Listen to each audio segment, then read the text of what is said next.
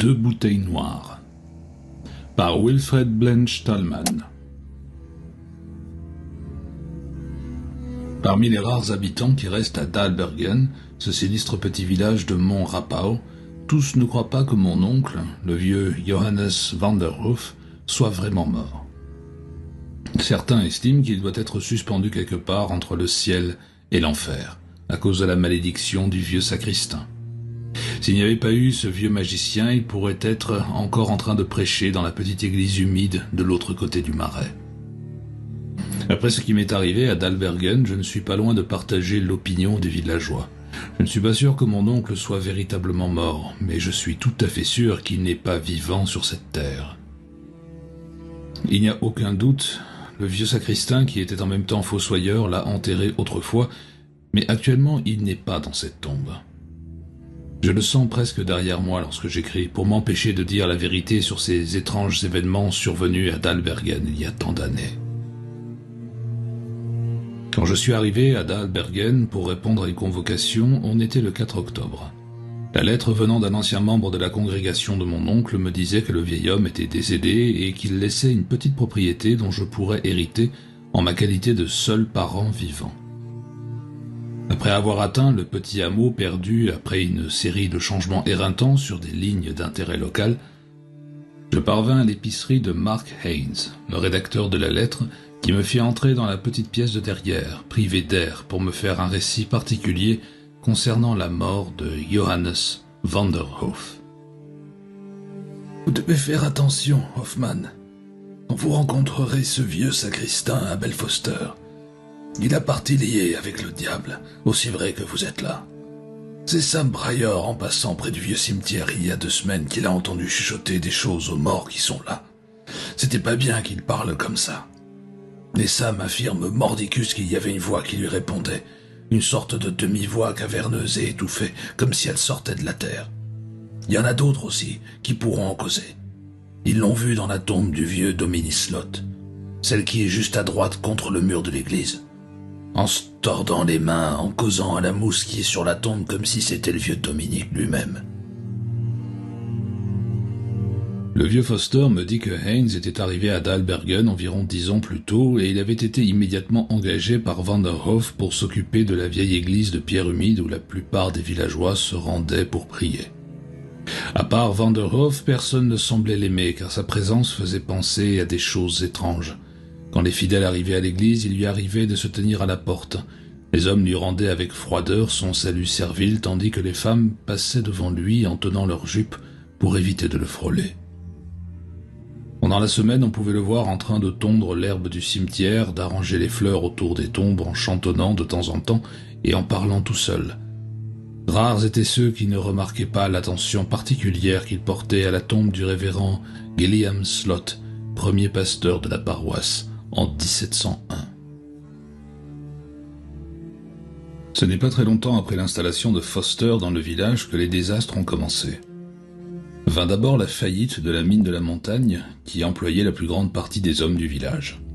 Le filon de minerai de fer était épuisé. Beaucoup de gens émigrèrent vers des localités plus favorisées, tandis que ceux qui étaient propriétaires de vastes terrains dans le voisinage se mirent à la culture et réussirent à tirer de maigres récoltes de pentes rocailleuses des collines. Vint alors l'époque où les désordres se produisirent à l'église. On disait tout bas que le révérend Johannes van der Hoof avait fait un pacte avec le diable et que c'était son culte à lui qu'il prêchait dans la maison de Dieu.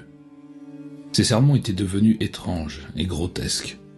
Il dégageait un relent sinistre que les gens ignorants de Dahlbergen ne comprenaient pas. Il les ramenait par-dessus des siècles de peur et de superstition à des régions où sévissaient des esprits hideux, invisibles, peuplaient leur imagination de vampires qui hantaient leurs nuits. Un par un, les fidèles quittèrent la congrégation tandis que les anciens et les membres du conseil de fabrique insistaient vainement auprès de Van der Hoof pour qu'il change le sujet de ses sermons. Le vieil homme promettait sans cesse d'obtempérer, mais il paraissait asservi par une puissance supérieure qui l'obligeait à se plier à sa volonté. Géant par la stature, Johannes van der Hoof était connu pour être de cœur faible et timide, et cependant la menace d'être expulsé ne lui fit pas renoncer à ses sermons fantastiques, jusqu'au moment où il ne restait plus qu'une poignée infime de fidèles pour l'écouter le dimanche matin. En raison de la faiblesse des finances, on s'aperçut qu'il était impossible de faire appel à un nouveau pasteur, et au bout d'un peu de temps, aucun villageois n'osait plus s'aventurer à proximité de l'église et du presbytère attenant. Partout on craignait ces spectres courroucés avec qui Van der Hoff avait apparemment partie liée. Mon oncle, d'après ce que me dit Mark Haynes, avait continué à habiter le presbytère parce que personne n'avait le courage de lui dire de déménager. Nul ne l'a plus revu. Mais le soir, on voyait des lumières dans le presbytère et il en apparaissait même dans l'église de temps en temps. On chuchotait dans la ville que Van der Hoff prêchait régulièrement dans l'église tous les dimanches matins sans s'apercevoir que sa congrégation n'était plus là pour l'écouter. Il n'avait que le vieux sacristain qui se logeait dans le sous-sol de l'église pour s'occuper de lui, et Foster rendait visite une fois par semaine à ceux qui subsistaient du quartier commerçant du village pour faire ses provisions. Il avait perdu l'habitude de s'incliner avec servilité devant tous ceux qu'il rencontrait. Mais il paraissait au contraire animé d'une haine démoniaque et mal dissimulée. Il ne parlait à personne, à part les quelques mots nécessaires à ses emplettes, et promenait de gauche à droite des yeux malveillants en marchant dans la rue, avec sa canne qui explorait le pavé inégal. Courbé et ratatiné par son grand âge, sa présence pouvait être réellement ressentie par quiconque se trouvait près de lui. Si puissante était cette personnalité qui, disaient les gens de la ville, avait fait accepter par Van der Hoff le diable comme maître. Personne à Dahlbergen ne doutait qu'Abel Foster fût à l'origine de la malchance de la ville, mais personne n'osait lever le petit doigt contre lui, ou ne pouvait même approcher de lui sans un tremblement de peur. On ne prononçait jamais son nom à haute voix, pas plus que celui de Van der Hoff. Toutes les fois qu'on abordait la question de l'église située de l'autre côté du marais, c'était à voix basse. Et si la conversation avait lieu la nuit, les gens ne cessaient de regarder par-dessus leur épaule pour s'assurer que rien d'informe ou de sinistre ne sortait des ténèbres pour tendre l'oreille. Le cimetière continuait à être aussi bien tenu que lorsque l'église était en service. Les fleurs entourant les tombes étaient aussi bien soignées que par le passé. On voyait de temps en temps le vieux sacristain y travailler, comme s'il y avait été envoyé et payé de ses services, et ceux qui avaient l'audace de s'aventurer à proximité disaient qu'il entretenait une conversation continuelle avec le diable et avec les esprits qui rôdaient à l'intérieur du cimetière. Un matin, continua Haynes, on vit Foster creuser une tombe à l'endroit où le clocher de l'église projette son ombre dans l'après-midi, avant que le soleil ne disparaisse derrière la montagne en plongeant tout le village dans la pénombre. Ensuite, la cloche de l'église, silencieuse depuis des mois, sonna d'une manière solennelle pendant une demi-heure. Et au coucher du soleil, ceux qui regardaient de loin virent Foster apporter un cercueil du presbytère sur une brouette, le faire descendre dans la tombe avec un semblant de cérémonie et remettre la terre dans le trou. Le sacristain vint au village le lendemain matin en avance sur son programme hebdomadaire et de bien meilleure humeur que d'habitude.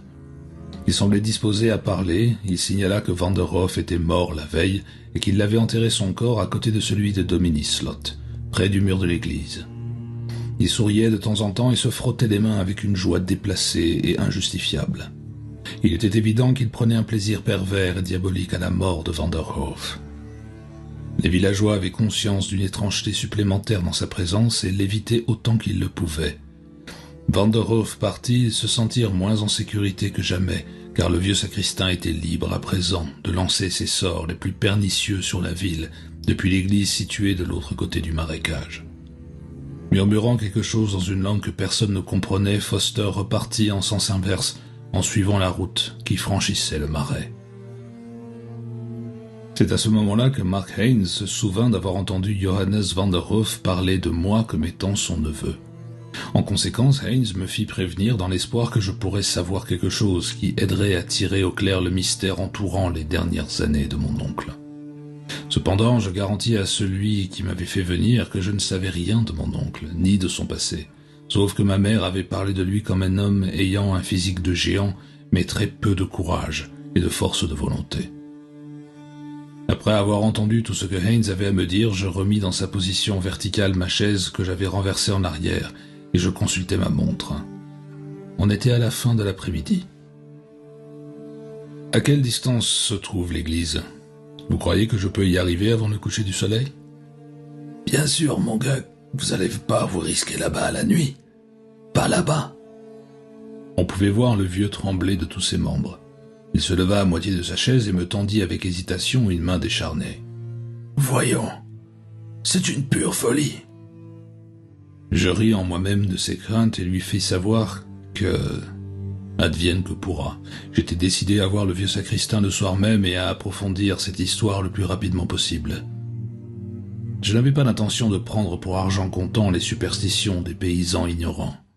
J'étais convaincu en effet que tout ce que je venais d'entendre n'était qu'une suite d'événements et que les gens trop imaginatifs de Daalbergen n'en étaient venus à établir une relation entre ces faits et leur malchance. Je n'éprouvais aucun sentiment de crainte ni d'horreur. Voyant que j'étais résolu à atteindre la maison de mon oncle avant la tombée de la nuit, Heinz me fit entrer dans son bureau et me donna à contre-cœur les quelques indications nécessaires tout en insistant de temps à autre pour me faire changer d'avis. Quand je partis, il me serra la main comme s'il ne devait jamais me revoir. « Prenez garde que le vieux diable Foster ne vous attrape pas. M'approcherai de lui la nuit ni pour or ni pour l'argent. Non, monsieur. » Il réintégra sa boutique en secouant solennellement la tête et je suivais déjà une route conduisant au faubourg de la ville. Il me fallut marcher environ 2 minutes avant d'apercevoir le marais dont Heinz avait parlé. La route, bordée par une clôture passée au lait de chaux, traversait le grand marécage qui était couvert de touffes de broussailles, plongeant dans le limon détrempé et visqueux. Une odeur de mort et de décomposition emplissait l'atmosphère, et même dans cet après-midi ensoleillé, on pouvait voir de petits rubans de vapeur s'élever de cet endroit malsain. Arrivé à l'autre extrémité du marais, je tournai brusquement, comme on m'avait dit de le faire, pour prendre l'embranchement de gauche venant de la grande route. Il y avait, remarquai-je, plusieurs maisons dans le voisinage, à peine un peu mieux que des huttes. Elles traduisaient l'extrême pauvreté de leurs occupants. La route passait là sous des branches pendantes d'énormes saules qui interceptaient presque complètement les rayons du soleil. J'avais encore dans les narines l'odeur méphitique du marécage. L'air était humide et très frais. Je hâtai le pas pour sortir le plus vite possible de ce tunnel sinistre. Je me retrouvai bientôt dans la lumière. Le soleil, boule rouge au-dessus de la crête de la montagne, commençait à plonger. Et là, à une certaine distance devant moi, baignée dans cette lumière couleur de sang, se dressait l'église isolée. Je commençais à éprouver cette étrangeté dont Heinz avait parlé, ce sentiment de peur qui faisait que tous les habitants de Daalbergen évitaient l'endroit.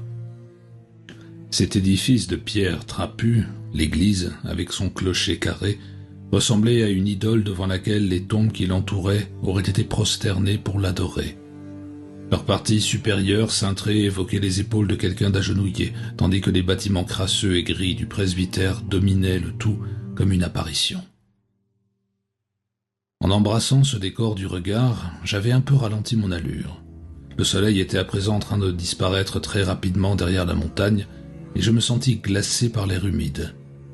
Je remontai mon col et je plongeai en avant. Mon attention fut attirée soudain et je relevai la tête. Dans l'ombre portée par le mur de l'église, il y avait quelque chose de blanc, une chose qui ne paraissait pas avoir de forme définie. En m'approchant, j'écarquillai les yeux et je vis que c'était une croix de bois neuf, surmontant un tertre de pierre récemment remué. Cette découverte me fit à nouveau frissonner. Je me rendis compte que ce devait être la tombe de mon oncle, mais quelque chose me disait qu'elle n'était pas comme les tombes qui l'entouraient. Elle n'avait pas l'air d'une tombe morte. D'une certaine façon impondérable, elle paraissait vivante, si l'on peut dire pareille chose d'une tombe. Tout près, je le vis en m'approchant. Il y avait une autre tombe, un vieux tertre, avec une croix de pierre tombant en ruine. La tombe de Domini Slot, me dis-je, en me rappelant l'histoire de Heinz. Il n'y avait pas de signe de vie dans les parages. Dans un début de pénombre, je gravis la petite éminence sur laquelle se trouvait le presbytère et je frappai vigoureusement à la porte. Mais pas de réponse. Je fis le tour de la maison, regardai aux fenêtres, et tout cela me paraissait désert. Les montagnes peu élevées avaient fait tomber la nuit avec une soudaineté déconcertante à l'instant même où le soleil s'était trouvé complètement caché. Je me rendais compte que je ne pouvais guère voir à plus de quelques pieds devant moi.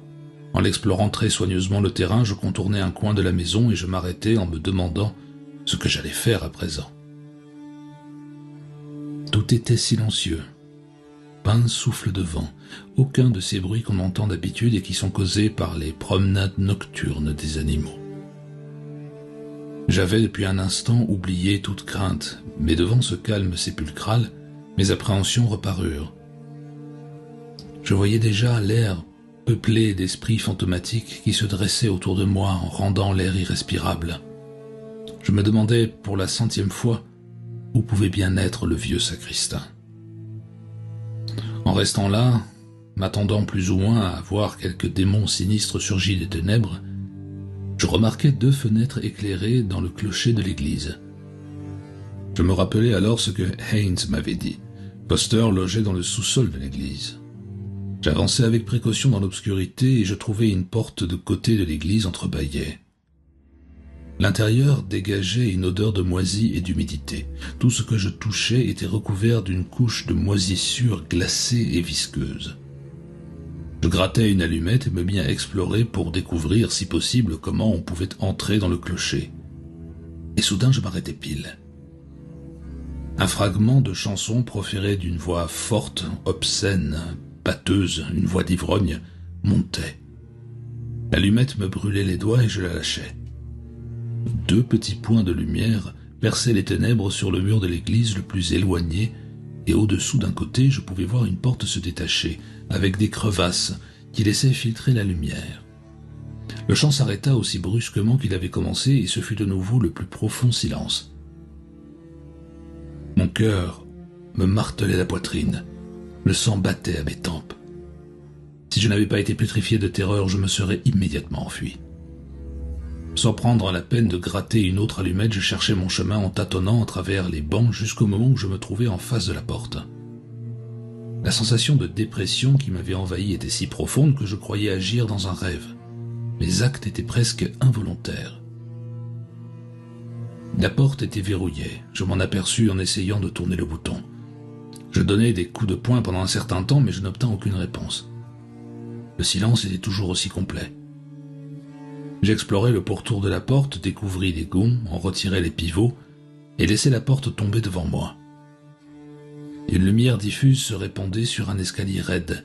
Il y avait une écœurante odeur de whisky. Je pouvais à présent entendre quelqu'un bouger dans la pièce du clocher, se trouvant au-dessus. Je me risquai à pousser un léger cri d'avertissement. Je crus entendre un grognement me répondre et je grimpai les marches avec précaution. Le premier coup d'œil que je jetai sur cet endroit impie fut, à vrai dire, saisissant.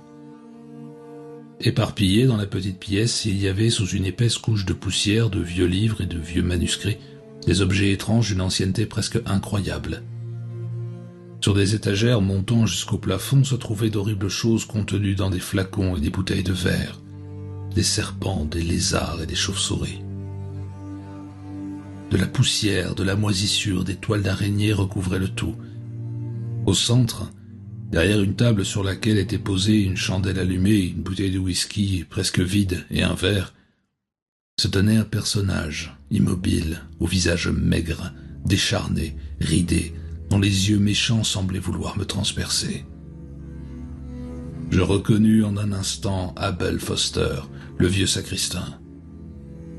Tandis que je m'avançais lentement et avec crainte vers lui, il resta sans bouger, ni dire un mot.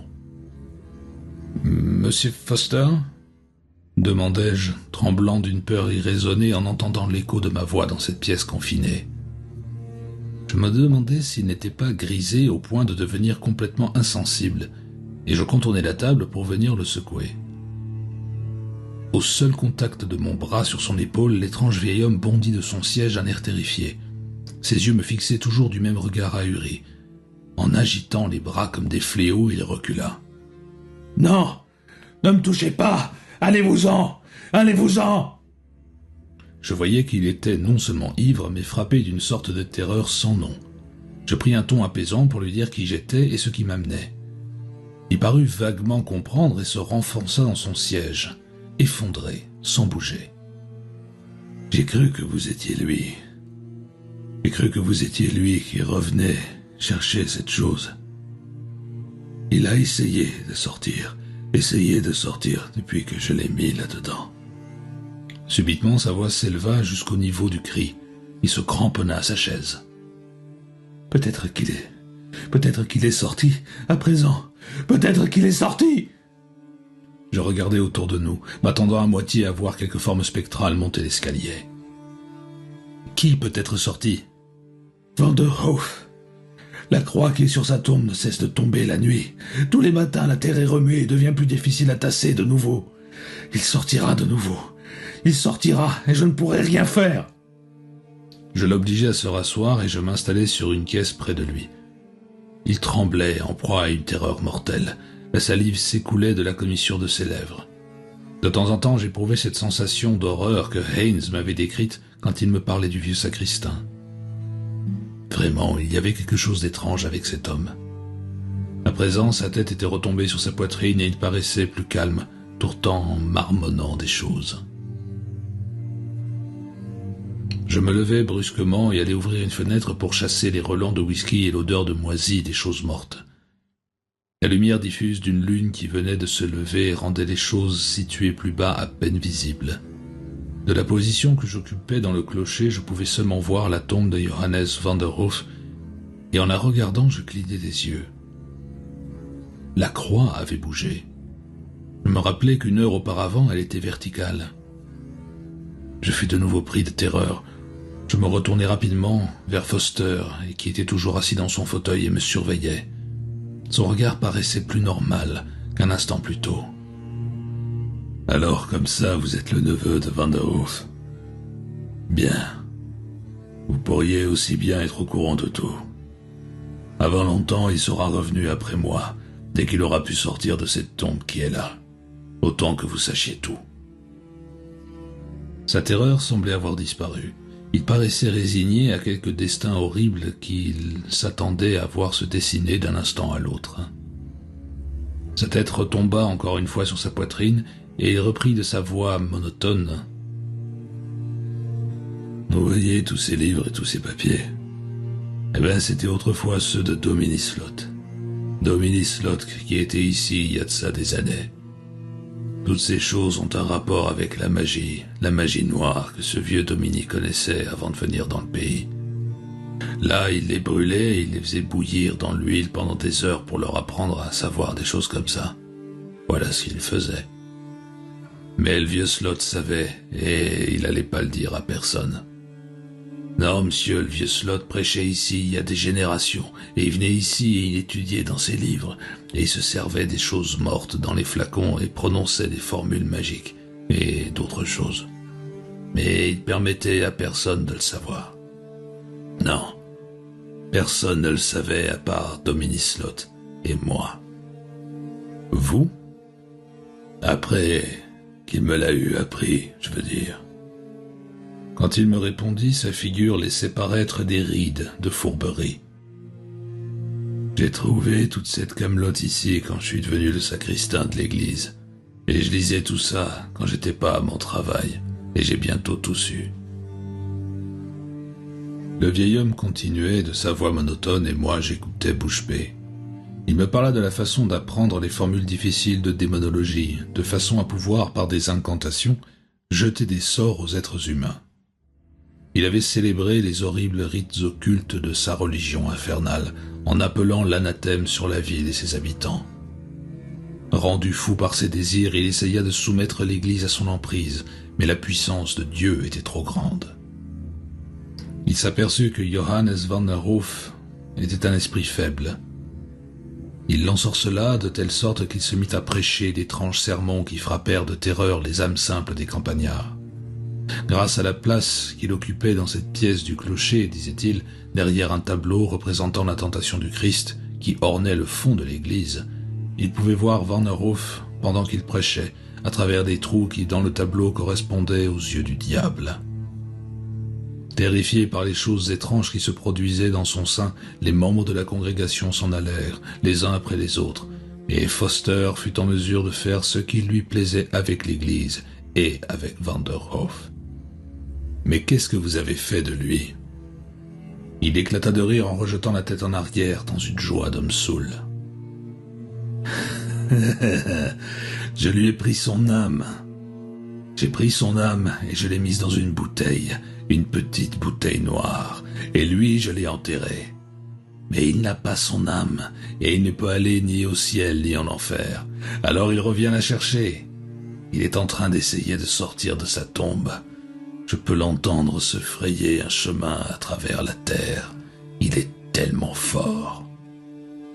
À mesure que le vieil homme poursuivait son histoire, j'étais de plus en plus convaincu qu'il me disait la vérité et qu'il n'était pas seulement en train de divaguer dans les vapeurs de l'ivresse. Chaque détail correspondait à ce que Haynes m'avait dit. La peur prenait peu à peu possession de moi. Avec ce vieux sorcier en train de rire à gorge déployée d'un rire démoniaque, j'étais tenté de dévaler les 3 escaliers et de quitter un voisinage maudit. Pour me calmer, je me levai et allai regarder encore une fois à la fenêtre. Mes yeux faillirent jaillir de leurs orbites quand je vis que la croix surmontant la tombe de Vanderhoff avait penché d'une manière perceptible depuis la dernière fois que je l'avais regardée. Elle était à présent inclinée de 45 degrés. Ne pouvons-nous pas déterrer Vanderhoff et lui rendre son âme ? Demandai-je avec l'impression qu'il fallait se hâter de faire quelque chose. Le vieil homme terrifié se leva de son fauteuil. « Non, non, non, il me tuerait. J'ai oublié la formule, et s'il sort, il sera vivant, mais sans âme. Il nous tuera tous les deux. »« Où est la bouteille qui contient son âme ?» demandai-je en m'avançant sur lui d'un air menaçant. Je sentais qu'une chose épouvantable était sur le point de se produire, et je devais faire tout ce que je pouvais pour l'empêcher. « Je ne vous le dirai pas, jeune drôle. » Je sentis plutôt que je ne vis une lueur étrange dans ses yeux, alors qu'il reculait dans un coin de la pièce. « Et ne me touchez pas, sinon vous le regretteriez. » J'avançai d'un pas, et je remarquai sur un tabouret bas derrière lui 2 bouteilles noires. Foster murmura quelques mots particuliers d'une voix basse et chantante. Tout devint gris devant mes yeux. J'eus l'impression d'avoir à l'intérieur de mon corps quelque chose qui se trouvait attiré vers le haut et qui essayait de parvenir au niveau de mon gosier. Je sentais mes genoux faiblir. Je me penchai en avant et je saisis le sacristain à la gorge, et de ma main libre j'essayai d'atteindre les bouteilles posées sur le tabouret. Mais le vieil homme tomba en arrière, donnant un coup de pied au tabouret. Une bouteille tomba par terre tandis que j'en saisissais l'autre. Il y eut une flamme bleue, une odeur sulfureuse se répandit dans la pièce. Du petit tas de verre brisé s'éleva une vapeur blanche qui sortit par la fenêtre avec le courant d'air. « Le diable t'emporte !» dit une voix qui paraissait à la fois faible et éloignée. Foster, que j'avais lâché au moment où la bouteille se brisait, était accroupi contre le mur. Il paraissait plus petit et plus ratatiné qu'auparavant. Son visage tournait lentement au verdâtre. « Le diable t'emporte. Je suis fait. Celle qui était là-dedans, c'était la mienne. Dominis Slot me l'a prise il y a 200 ans. » Il glissait lentement vers le plancher, en me regardant avec haine, mais ses yeux s'éteignaient rapidement. Sa chair passa du blanc au noir et ensuite au jaune. Je vis avec horreur que son corps semblait s'effriter et que ses vêtements tombaient pour former des plis vides. La bouteille que je tenais à la main devenait chaude. Je la regardais, terrifié. Elle émettait une légère phosphorescence. Figé par la terreur, je posai la bouteille sur la table et je ne pouvais en détacher mes yeux. Il y eut un silence de mauvais augure. Cette lueur devint plus vive, puis arriva à mes oreilles très distinctivement un bruit de terre qui s'éboule. En essayant vainement de reprendre ma respiration, je regardais par la fenêtre. La lune était maintenant assez haute dans le ciel, et grâce à sa lumière, je pus voir que la nouvelle croix, se trouvant sur la tombe de Vanderhoff, était complètement tombée. De nouveau, ce fut un bruit de gravier qui s'écoule, et incapable de me contrôler plus longtemps, je descendis l'escalier en titubant, et je trouvai mon chemin pour sortir. Je courus à travers un chemin inégal, en tombant de temps à autre en proie à une terreur abjecte. Quand j'eus atteint le pied de la butte, à l'entrée de ce tunnel obscur formé par les saules, j'entendis derrière moi un terrible grondement. Je me retournai, je regardai du côté de l'église. Son mur réfléchissait le clair de lune, et se profilant dessus, il y avait une ombre noire, géante, répugnante, qui sortait en grimpant de la tombe de mon oncle, et qui, d'une démarche gauche et macabre, partait en direction de l'église. J'ai raconté mon histoire à un groupe de villageois dans le magasin de Haynes le lendemain matin. En écoutant mon récit, ils se regardaient, échangeaient de petits sourires. Je le remarquais, mais quand je proposais qu'ils m'accompagnent à l'endroit en question, ils trouvèrent diverses excuses pour ne pas y aller. Il y avait, semblait-il, une limite à leur crédulité, mais ils ne se souciaient pas de prendre des risques. Je leur dis que j'irais seul, et je dois avouer que cette perspective ne m'enchantait pas. Au moment où je quittais le magasin, un vieil homme avec une longue barbe blanche courut derrière moi et me prit le bras. « J'irai avec toi, mon gars. Il me semble bien que j'ai une fois entendu mon grand-père raconter quelque chose sur le sort du vieux Dominis Lot. Un drôle de vieux bonhomme qu'il était, d'après ce que j'ai entendu dire. Mais Van der Hoff était pire. » Quand nous sommes arrivés, la tombe de Johannes Van der Hoff était ouverte et vide. Bien sûr, cela aurait pu être des violateurs de sépulture. Nous étions tous les deux d'accord là-dessus. Et cependant... Dans le clocher, la bouteille que j'avais laissée sur la table était partie, mais les morceaux de sel qui s'étaient brisés étaient sur le plancher. Et sur le tas de poussière jaune et de tissu chiffonné qui avait été autrefois Abel Foster, on voyait d'immenses marques de pas. Après avoir jeté un coup d'œil aux livres et aux papiers répandus dans la pièce du clocher, nous les avons descendus pour les brûler, comme quelque chose de malpropre et d'impie. À l'aide d'une bâche trouvée dans le sous-sol de l'église, nous avons comblé la tombe de Johannes Van der Hoff. Et, à la réflexion, nous sommes retournés chercher la croix tombée et nous l'avons jetée dans les flammes. Les vieilles femmes disent que maintenant, quand la lune est pleine, on voit marcher dans le cimetière une silhouette gigantesque et désorientée qui serre contre elle une bouteille et qui poursuit un but dont elle ne se souvient pas.